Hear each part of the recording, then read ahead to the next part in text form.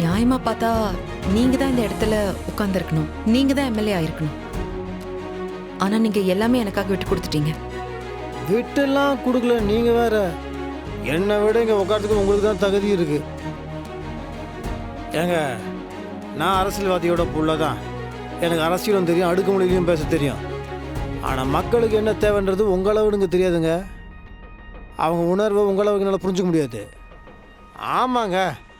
ஏங்க, அது எனக்கு ஒரு விஷயம் புரிய மாட்டேங்குது. எப்படி அது அரசியல்வாதிகளோட பிள்ளைங்க மட்டும் தான் பதவிக்கு வரணுமா? மற்றவங்க வரக்கூடாதா? ஏன் ஒரு டிரைவரோட பையன் பதவிக்கு வரக்கூடாதா? ஒரு மெக்கானிக்கோட பொண்ணு பதவிக்கு வரக்கூடாதா? ஏன் தூய்மை பணியாளர்களோட பசங்க பதவிக்கு வரக்கூடாதா? அவங்க வரணும். அவங்க தாங்க வரணும். அவங்களுக்கு தான் வருமானம் என்னன்னு தெரியும், அவங்களுக்கு தான் கஷ்டம்னா என்னன்னு தெரியும். இப்போ என்ன எடுத்துக்கோங்களேன், எங்கள் அப்பா என்ன சின்ன வயசுலேருந்து ரொம்ப சொகுசாகவே வளர்த்துட்டாரு. நான் பஸ்ஸில் போயிருக்கேன்னா ஸ்கூல் ஃபீஸ் கட்டுறதுக்கு எங்கள் அப்பா அம்மாவும் கஷ்டப்பட்டுருக்காங்களா? இல்லை எங்களுக்கு புது துணி வாங்கி கொடுத்துக்கு எங்கள் அப்பா அம்மா கஷ்டப்பட்டாங்களா? இல்லையே. ஆனால் நீங்கள் உங்களை பற்றி யோசிச்சு பாருங்க. நீங்கள் ஒரு நடுத்தர குடும்பத்துலேருந்து வந்தவங்க. உங்களை படிக்க வைக்கிறதுக்கு உங்கள் அப்பா அம்மா எவ்வளோ கஷ்டப்பட்டிருப்பாங்க, எவ்வளோ தியாகங்கள் பண்ணியிருப்பாங்க. ஆயிலும் கிரீஸும் கரப்பட்ட சொக்கா உங்கள் அப்பா போட்டனால தான் உங்களுக்கு புது துணி வாங்கி கொடுத்துருக்க முடியும். உங்களுக்கு தான் அதோட அருமை என்னன்னு தெரியும். எனக்கெல்லாம் தெரியாதுல்ல. இல்லை, பணக்காரங்களோ மற்றவங்களாம் பதவிக்கு வரக்கூடாதுன்னு சொல்லலை. இப்போ நான் வந்தால் கூட நல்லா தான் இருக்கும், இல்லைன்னு சொல்லலை. நானும் நல்லதுலாம் பண்ணுவேன். ஆனால் நீங்கள் என்னை விட நல்லது பண்ணுவீங்க. ஏன்னா உங்களுக்கு தான் கஷ்டம்னா என்னன்னு தெரியும்.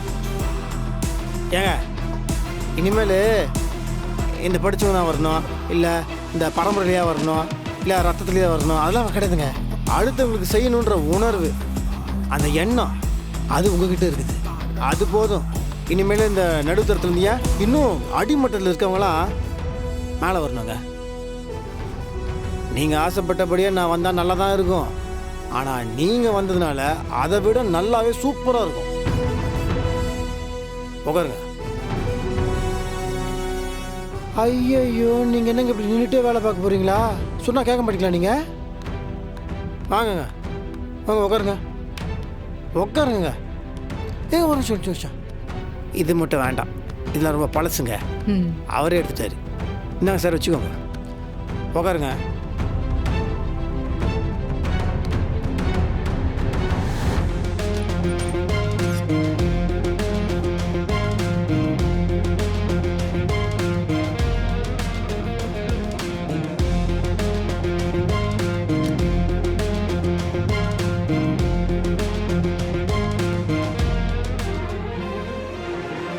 தேங்க்யூ.